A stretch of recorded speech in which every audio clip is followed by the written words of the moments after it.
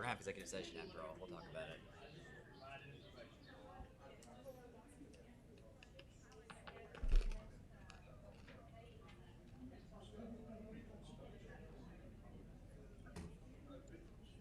So far that she's going to get it.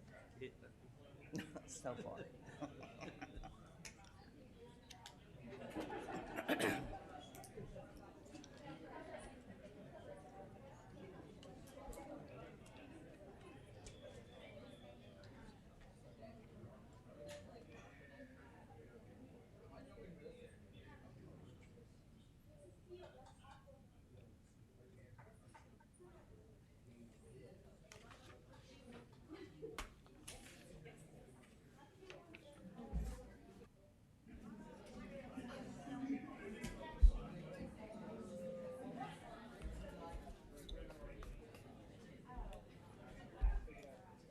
Oh, and you gotta have all your signatures Yeah, so soon. I guess I don't know if anybody has picked up Jacob's area.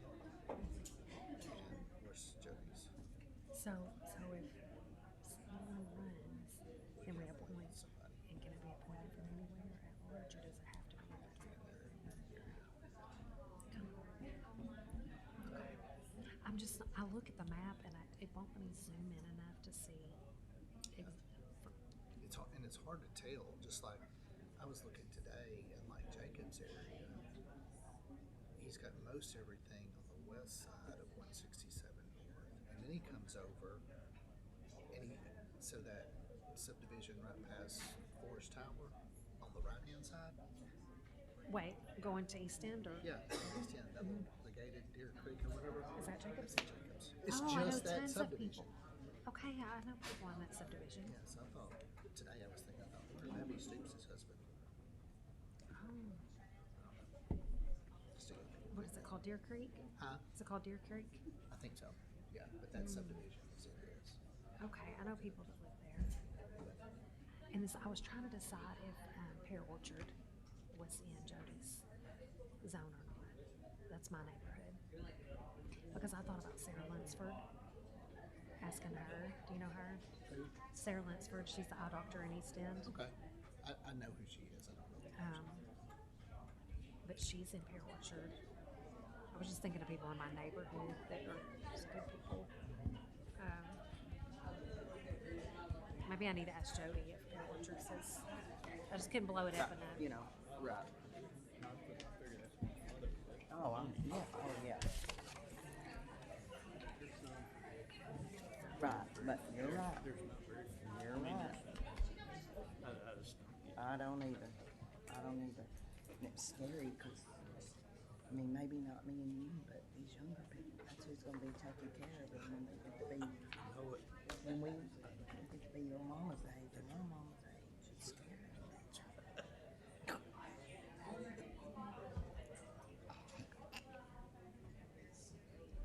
And it's beginning to be who our workforce is. I know, exactly.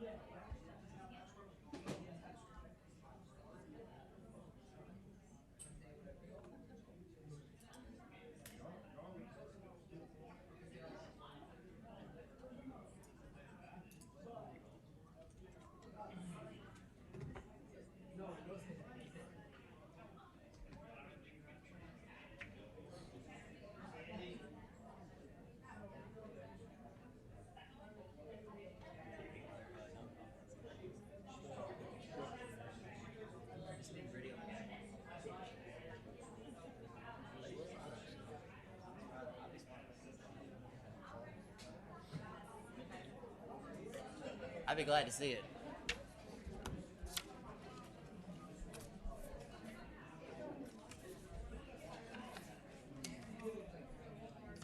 Oh, so I think, yeah.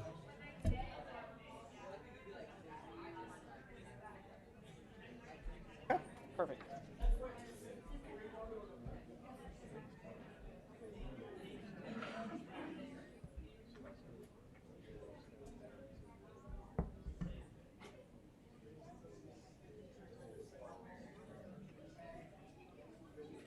How old?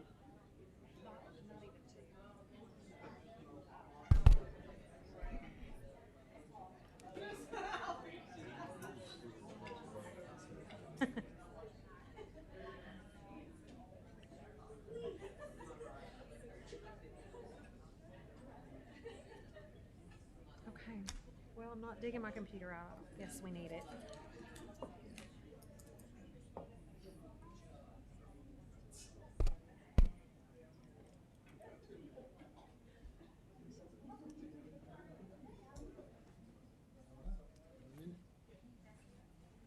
I'm going to start this. That way it's ready to roll.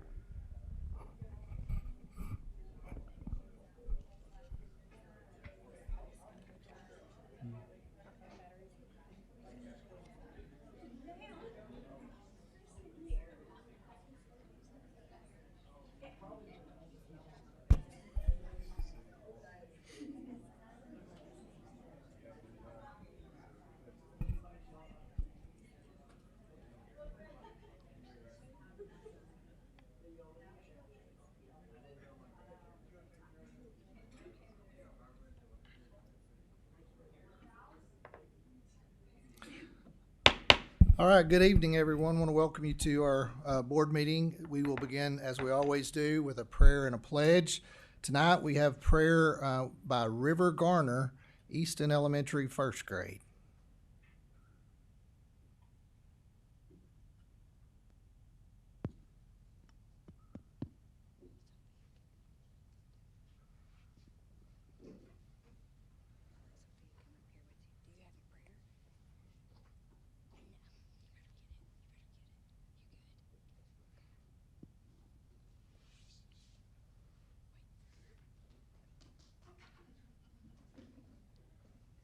Dear Jesus, thank you for this day. Thank you for loving us and keeping us safe. Thank you for this school.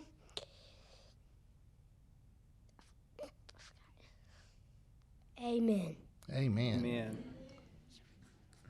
We'll now have the Pledge of Allegiance by Sophia Garner, also Easton Elementary, first grade. I pledge allegiance to the flag of the United States of America and to the republic for which it stands, one nation, under God, indivisible, with liberty and justice for all.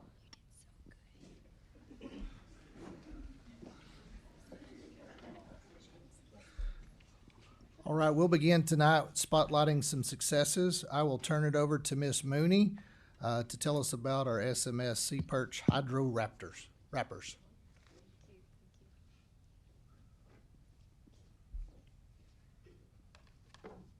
All right, I'd like to start with if Tina Melton, Brad McGinley, if Serena's here, if y'all want to go ahead and come on up here with me now.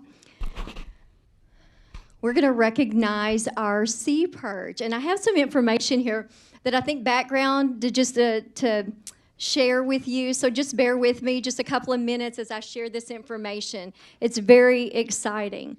In 2016, Sheridan Intermediate School partnered with the Grant County 4-H to introduce sea perch underwater robotics program to the Sheridan School District. Since then, the program has expanded to include both the middle school and the high school, producing at least one state winning team for 9 consecutive years.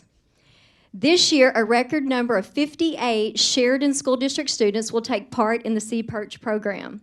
This program is administered by school sponsors, Tina Melton, Serena McGinley, who's not here tonight, and our Grant County Extension agent, Brad McGinley.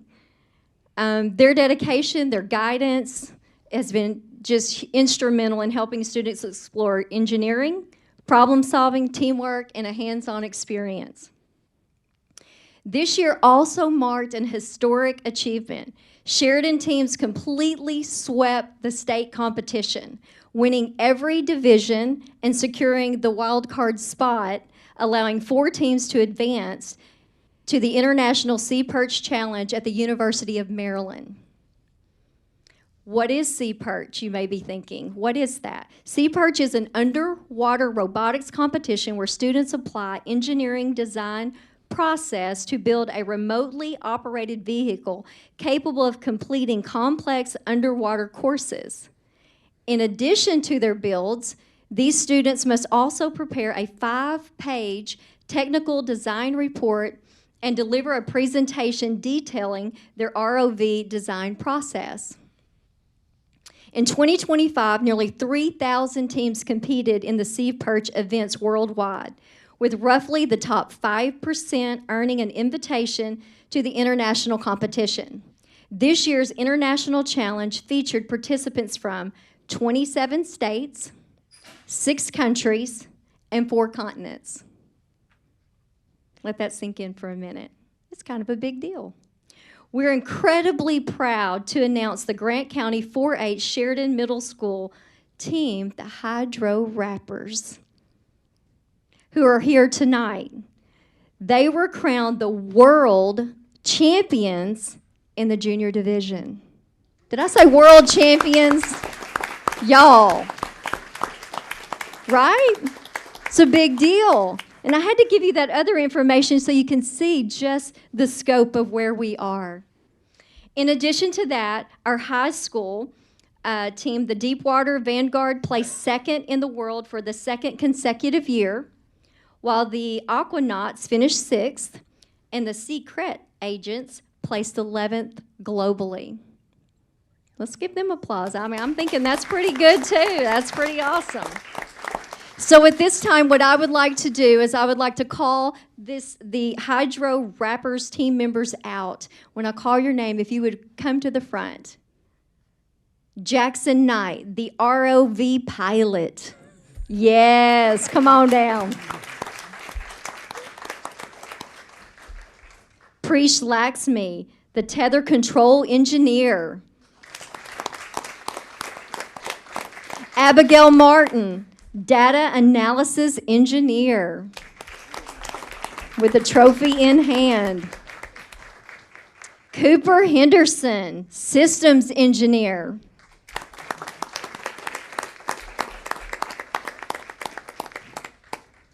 This outstanding team truly exemplifies innovation, teamwork, perseverance, literally outperforming teams from across the globe. Y'all give them one more big round of applause. Do you want to ask them any questions? I think they could answer anything you've got. Okay. All right. Thank you. Yes. Yes, sir. Sure. Sure. Oh, let me give them their certificates.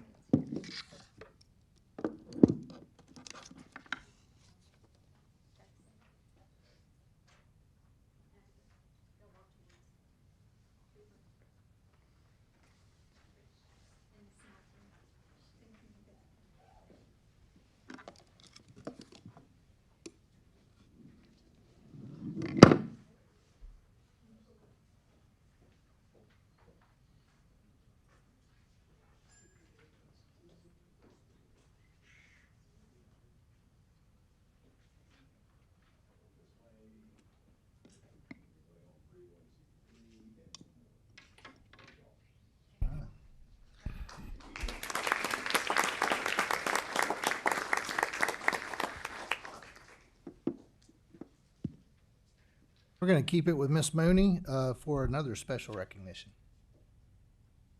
Okay. She wasn't able to make That's it okay. tonight, but I can go and share it. Yes. Stacy Quarles is one of our paraprofessionals at Sheridan Middle School. She was in a classroom, and a student started to choke on a bottle cap. He had just sucked it in, and it lodged in his throat. She immediately kicked into gear and did the Heimlich on him. And we believe saved his life. It was just lodged right there, and he coughed it right up. So they were unable to be here tonight, but just having that skill set and not panicking under pressure and knowing exactly what to do, we just felt like it made her a very valuable member of our team. So thank you.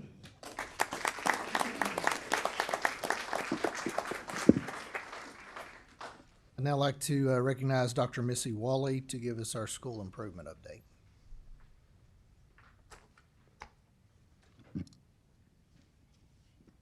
I'm not for sure I need a mic, but because I could use my teacher voice.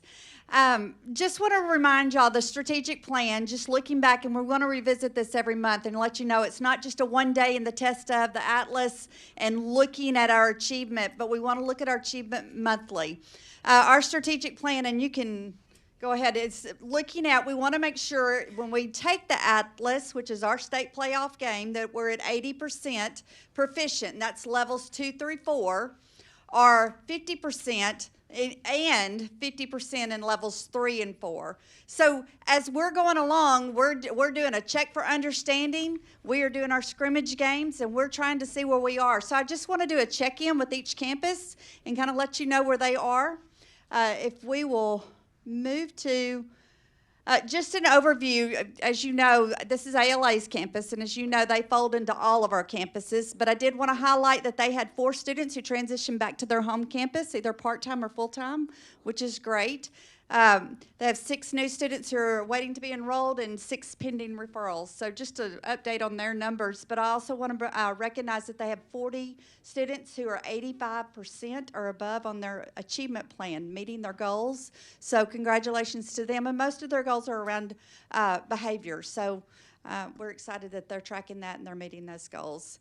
So if we'll just move on to East End Elementary, and you'll see the first, we're looking at math. So when I said 80% levels 2 through 4, it's in ELA, math, and science that we want to make sure that we're at that 80%. So looking at our first on computational fluency for Easton Elementary, they didn't have their 2nd grade fluency scores last month. They were in the middle of assessing. So they've assessed now. So you can look on that first assessment from 17% that they're at 31%. So they've grown on that.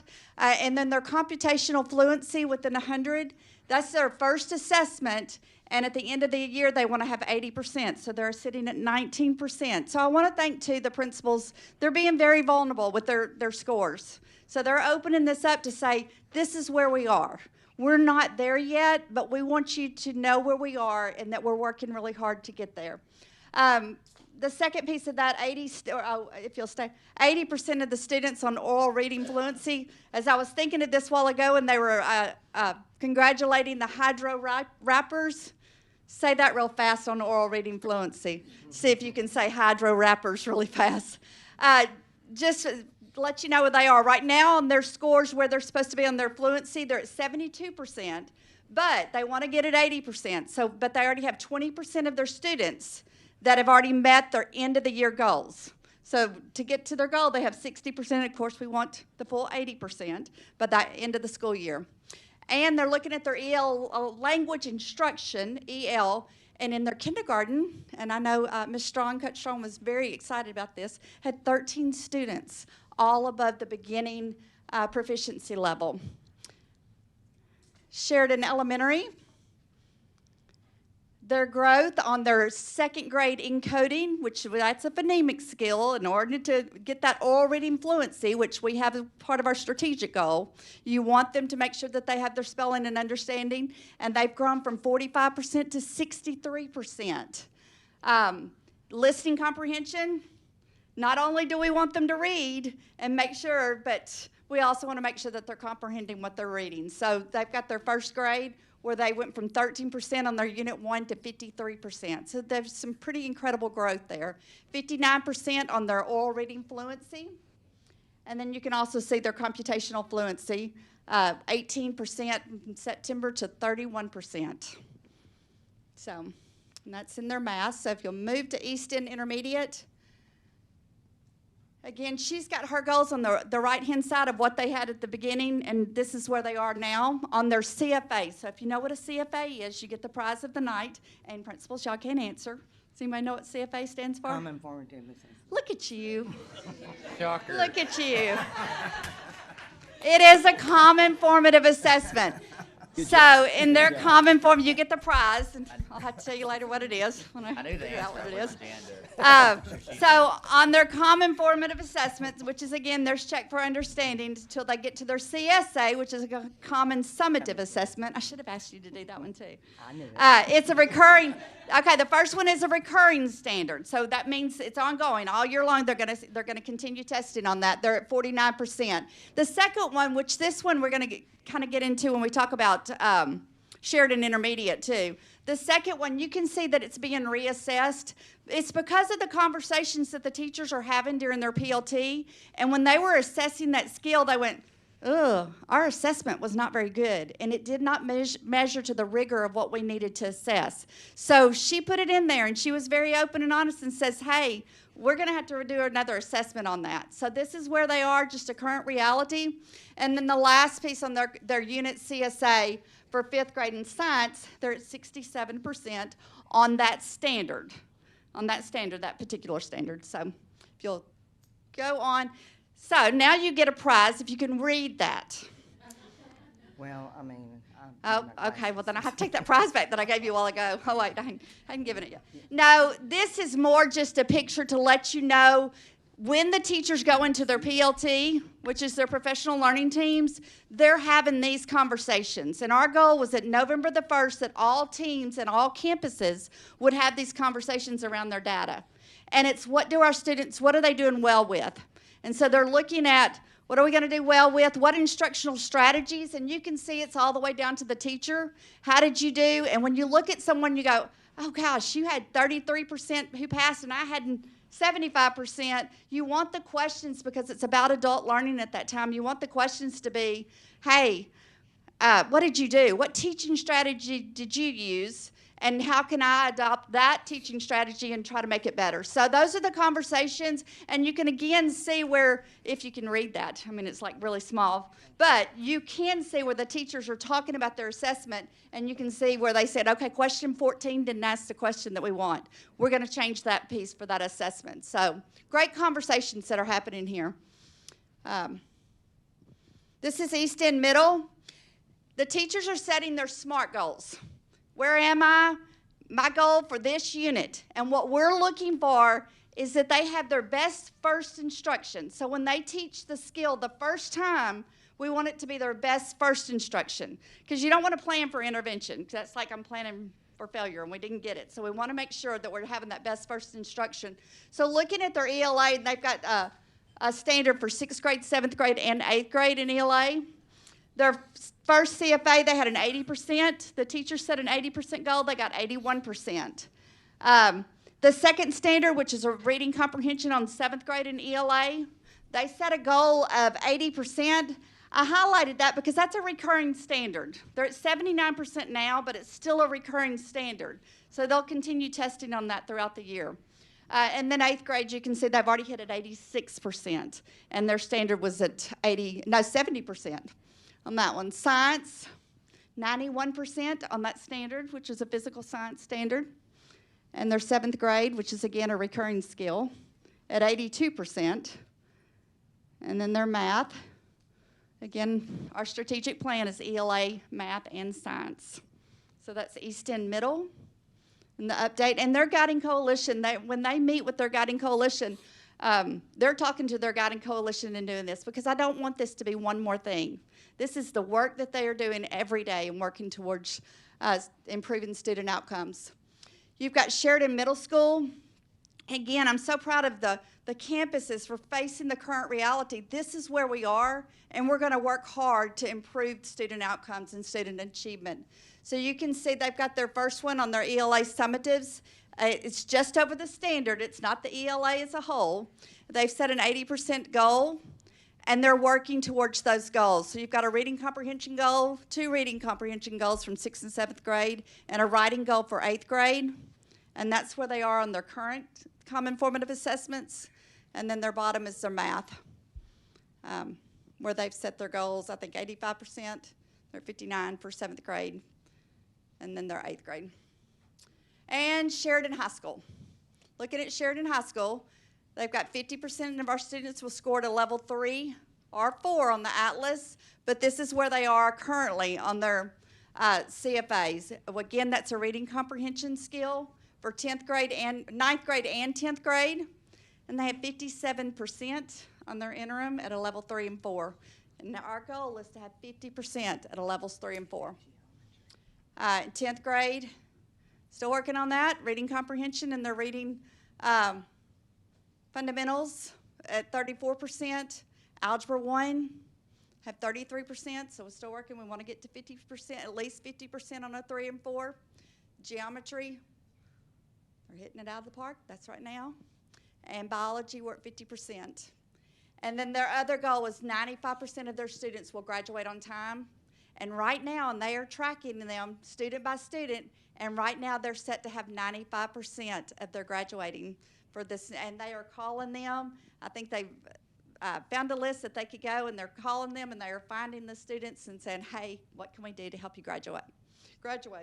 I went through that really fast, a lot of information, but the whole point of it is I wanted to make sure that you know that we're working on these goals constantly, and we're working towards our strategic plan. So, excellence every day. Yes. How closely related are the CFAs to the actual Atlas? So that's something that we're working with a third-party testing company that we're about to roll out to make sure the rigor of our CFAs are the same rigor of what the standard is. So, going back to the comment at Easton Intermediate, that is the reason why they're reassessing that one now. The rigor was not where it needed to be for the Atlas. So it's a constant revisit of looking at the standard and looking at the assessment. And sometimes they're pulling those assessments from the curriculum and not writing their own assessments, and they're going, hey, we need to write our own assessment. It may be a multiple choice assessment question, and it needs to be an open-ended response question. So they're evaluating that constantly. So you are able to do that somewhat? Yes, they have the freedom to do that just to make sure that they get to the rigor of that standard. Any other questions? Our next item on the agenda is public comment. That's with Arkansas Code 6-13-619. With that, there's a sign-up sheet out front that you could sign up for public comment. To be eligible to speak, you have to be a parent, legal guardian, or person standing in loco parentis to an enrolled student, an employee of the district, or a resident of the district. No one signed up on the actual sign-up sheet to present public comment. So with that, I'll move on to the next item, which is a consent agenda. Minutes from the board meeting, legal transfers, enrollment reports, and financial reports are all part of the consent agenda. And we as a board have had a chance to look at that. If there are no questions, I'd ask for a motion to approve the consent agenda. So moved. Second. Motion second. Any further discussion? All in favor say aye. Aye. Any opposed? There is none. We do have an action item for some fixed asset disposal, which we have reviewed. This disposal of fixed assets list contains 6 pieces of broken equipment. If there are no questions, I'd entertain a motion to approve those. So moved. Motion second. Any discussion? All in favor say aye. Aye. Any opposed? We will adjourn for a brief executive session, and we will be right back.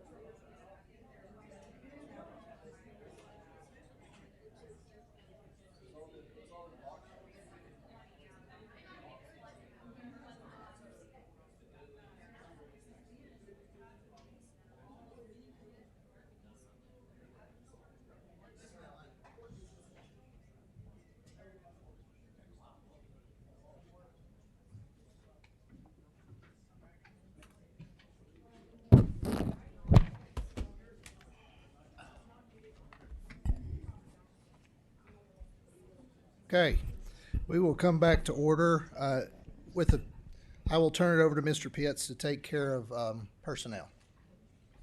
And so in your packet, you'll see a personnel list. It has one new hire, no resignations, no retirements, nobody leaving the district. So that's always good news when we can bring you a personnel report with nobody leaving. So with that, administration recommends personnel list as presented. So moved. Second. Have a motion, a second and a second. All in favor say aye. Aye. Any opposed? There is none. Now back to Mr. Pitts for the superintendent update. Yeah, so just some dates for everybody to be aware of. The first one coming up is our special election for our millage extension. Voting date on that is November the 18th. Early voting begins November 12th.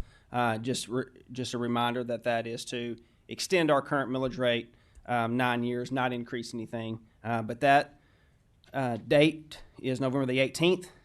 Following that Thanksgiving break is November 24th through the 28th. Our next school board luncheon is at Easton Middle School on December the 5th. Those have been going really, really well for those of you that have been able to be at those. Teachers seem to really be enjoying that. So happy to be able to do that. And then our next regular scheduled board meeting is December the 8th. Just one quick thing. Thank you all for being here and for supporting our district. Everything that you do. We got great support, great fans at our sporting events. Do want to say one more thing about the millage extension. This is important for our district. We all know that budgeting in a school district, a 6A, and when our millage is at 36, we're not asking for any extra increase in our taxes. So if you could please help get that word out to your families, this is not a tax increase, it's an extension. What it will allow us to do is, the way the state looks at this is once you have a building, once it gets 50 years old, I think, Mr. Emerson, Mr. Benz could all tell us about the highest maintenance on a building we have right now is at that building that's 50 plus years old. And so when the state does that, they prioritize their partnership funding, and our rate is they give us, it's about a 50-50 match.